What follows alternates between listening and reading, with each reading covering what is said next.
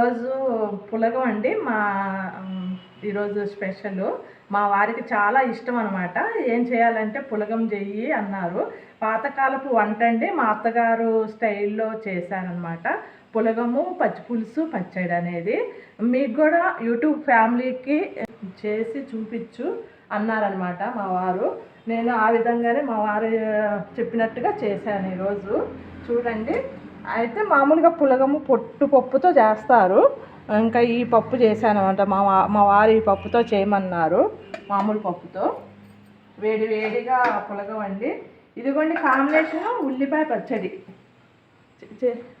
ఉల్లిపాయ పచ్చడి, రోట్లో నూరిన పచ్చడి అండి. భలే టేస్ట్ ఉంటుంది. పాతకాలపు అన్నీ పచ్చి, తాలింపు వేయలేదు నేను, ఏమీ వేపలేదు, తాలింపు వేయలేదు. ఇదిగోండి పచ్చి పులుసు అనమాట. ఇది కూడా నేను తాలింపు అస్సలు వేయలేదండి, మామూలు కలిపేశాను. ఇది మళ్ళీ పచ్చడికి కాంబినేషను ఇదిగోండి నెయ్యి ఉండాలా. నెయ్యి ఉంటేనే పులగానికి టేస్ట్ అనమాట. పచ్చడితో పాటు పులగము నెయ్యి వేసుకొని కలుపుకొని తినాలండి. ఇది ఈరోజు మా వంట. ఈ వంట అనేది ఎలా చేయాలో చూద్దామండి. పులగము, పచ్చిపులుసు, పచ్చడి. పులగముకి 2 గ్లాసులు బియ్యము పోసుకుంటున్నానండి. 3/4 గ్లాసు పొట్టు లేకుండా పెసరపప్పు అండి. నా దగ్గర ఈ పొట్టు లేకుండా ఉంది.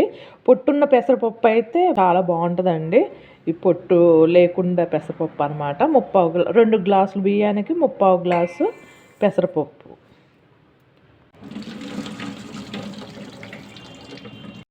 రెండు గ్లాసులు బియ్యము, 3/4 గ్లాసు పెసరపప్పు వేసా కదండి, కడిగి పెట్టుకున్నా. ఇప్పుడు గ్లాసుకి 2 గ్లాసులు నీళ్ళు పోయాలండి. 2, 3, 4, 5, 5:30 పోస్తే మంచిగా మెత్తగా కాకుండా పొలుగ్గా ఉండకూడదండి, కొంచెం మెత్తగానే ఉండాలి పులగానికి, అప్పుడే టేస్ట్ ఉంటుంది. ఇచ్చేసి మనం పులగం చేసేసుకుందామండి. నేను ఆల్రెడీగా బియ్యము పప్పు కొలతలు ప్రకారంగా వేసేసి నానబెట్టానండి. ఒక పావు గంట, అరగంట అయినా నాన్న ఏమి ఇబ్బంది లేదు. మెత్తగా ఉంటేనే టేస్ట్గా ఉంటుంది అనమాట పులగం అనేది. ఇంకా కొలత ప్రకారంగా మొత్తం సమానంగా కొలిసేసానండి. స్టవ్ వెలిగిచ్చేసి స్టవ్ పై పెట్టేసి ఉడికేంత వరకు ఉంచాలండి.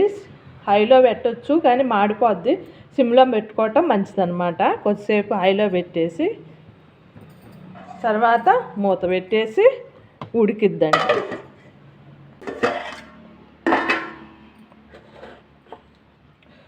ఉప్పు వేయాలండి. ఉప్పు వేస్తేనే పులగానికి టేస్ట్ ఉంటుంది.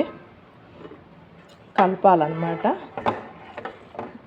ఈ విధంగా కలిపి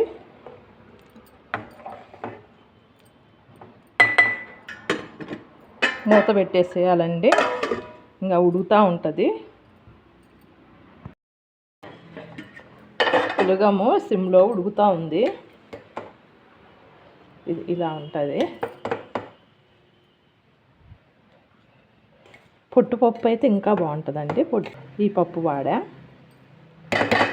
కొంచెం ఉమ్మగిల్లాలా కొద్దిసేపు. పులగము రెడీ అయిందండి వేడి వేడిగా. నెక్స్ట్ పచ్చి పులుసు చేద్దాము.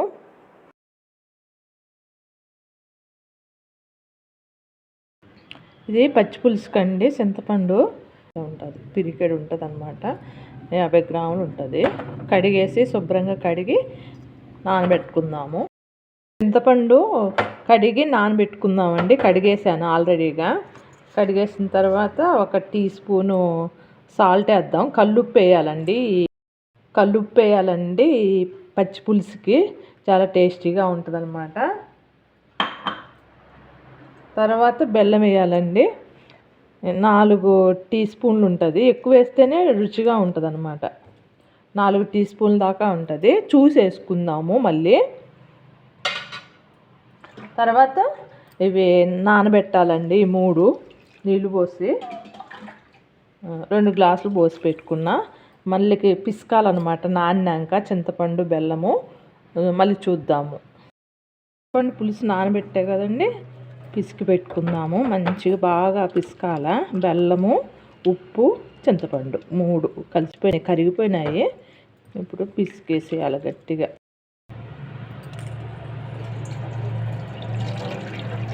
ఈ విధంగా తిప్పి అదంతా రాకుండా అట్లా చేయి పెట్టి అడ్డం పెట్టి తీసుకోవచ్చండి. లేకపోతే టీ ఫిల్టర్స్ ఉంటాయి కదా, ఆ విధంగా తీసుకోవచ్చు. ఉండాలండి పులుసు అనేది. తర్వాత నేను కలుపుతాను.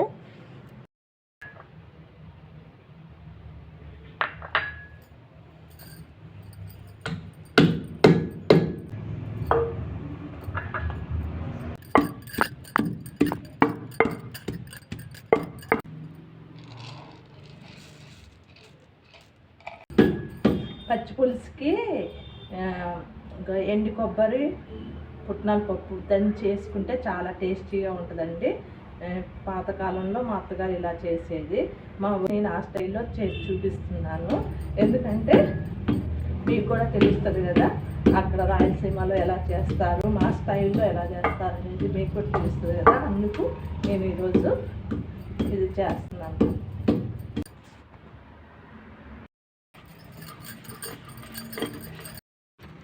రెడీ అయిందండి పౌడరు. ఇలా ఉండాలన్నమాట. ఇలా ఉంటే పచ్చి పులుసులో కలుస్తుంది. చింతపండు పులుసు పిండి పెట్టుకున్నాం కదండి. తర్వాత ఉల్లిపాయలు 2 చిన్న ఉల్లిపాయలు వేయాలి సన్నగా తరిగి. తర్వాత పచ్చిమిరపకాయలు వేయాలండి. ఒక 5 పచ్చిమిరపకాయలు వేసిన. మీరు కారం ఎక్కువైతే తగ్గించుకోండి. నేను కొబ్బరి, పుట్నాల పప్పు వేసేయాలి. ఆల్రెడీగా నేను ఉప్పు, ఇది బెల్లం వేసా కదండి. వేసినాక ఈ విధంగా మంచిగా కలుపుకోవాలా పచ్చి పులుసుకి. ఇవి ఉల్లిపాయలు, పచ్చిమిరపకాయలు అవి పొడి వేసి బాగా పిసకాలన్నమాట. ఈ విధంగా పిసికితేనే మంచిగా కలుస్తుంది పచ్చి పులుసుకి. ఈ పులగం అనేది ఎంతమందికి తెలుసో కామెంట్ చేయండి. వెనకటి వంట చాలా టేస్టీగా ఉంటుందండి, ట్రై చేయండి. పచ్చి పులుసు రెడీ అయిందండి. ఉల్లిపాయ కారం రెడీ చేయాలి. ఇవ్వండి ఉల్లిపాయ పచ్చడి అనమాట. ఉల్లిపాయ కారము, కొబ్బరి, ఉల్లిపాయలు ఒక 2 పెద్దవి, ఎండుమిరపకాయలు, చింతపండు వేసి పచ్చిగా దంచాలా, యాంచకూడదండి పులగానికి.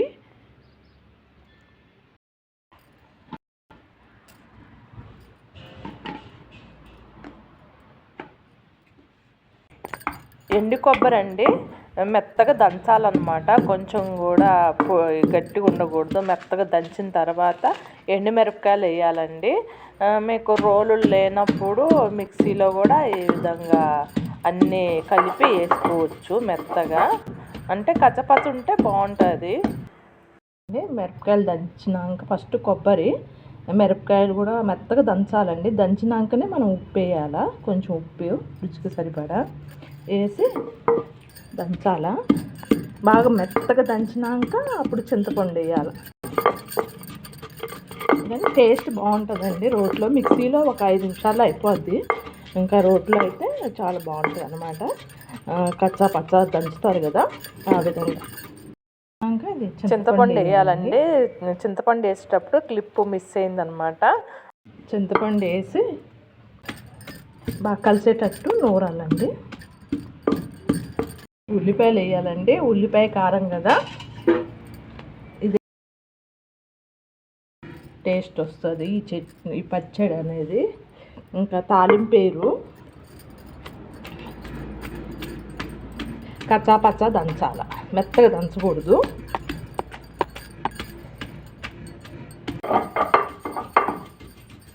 ఇవ్వండి ఈ విధంగా మెత్తగా అవ్వాలా. అంటే మరీ మెత్తగా కాదు, కచ్చా పచ్చా. ఇది చింతపండు మనకు కొంచెం పలసగా ఉండాలంటే చింతపండు నానబెట్టుకున్నాం కదండి, లాస్ట్లో నీళ్ళు వేసుకోవచ్చు. పలసగా కావాలంటే, గట్టిగా కావాలంటే ఇంకా ఆ విధంగానే ఉంచుకోవచ్చు అనమాట. నీళ్ళు అవసరం ఉండదు. మాకు కొంచెం పలసగా ఉండాలని నేను కలుపుకుంటున్నా. అయిందండి ఉల్లిపాయ పచ్చడి ఈ విధంగా.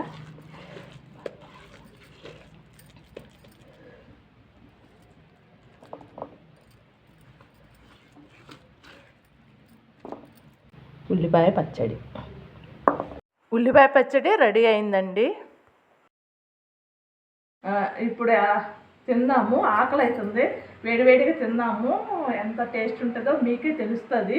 ఇప్పుడు చూస్తాము. పెట్టుకుంటున్నాను, వేడివేడిగా భలే ఉందండి.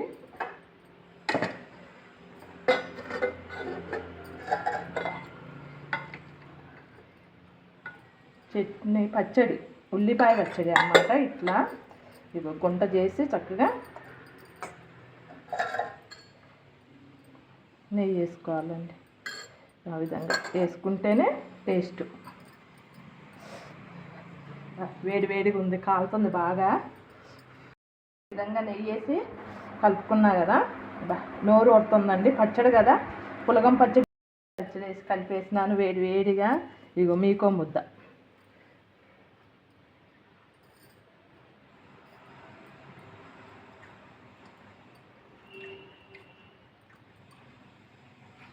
చాలా బాగుందండి ఉల్లిపాయ పచ్చడి. పచ్చిదైనా కూడా భలే టేస్ట్ ఉందన్నమాట.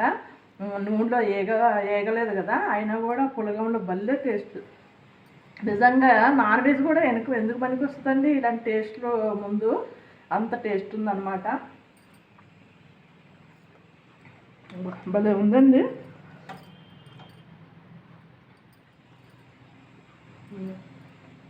బాగుంది, చాలా బాగుంది. పచ్చి పులుసుతో కూడా తిందాం మనం. కలపాలండి, మిక్స్ అవుతుంది. ఇది కూడా టేస్ట్ చూద్దాము ఎలా ఉందో. పచ్చి పులుసు అంటే పాతకాలంలో అంత స్పెషల్గా ఉండేదండి. ఈరోజు చికెన్ కూర ఎట్లాగో ఆ రోజుల్లో అట్లా ఉండేవి పాతకాలంలో. భలే ఉన్నాయండి టేస్ట్లు.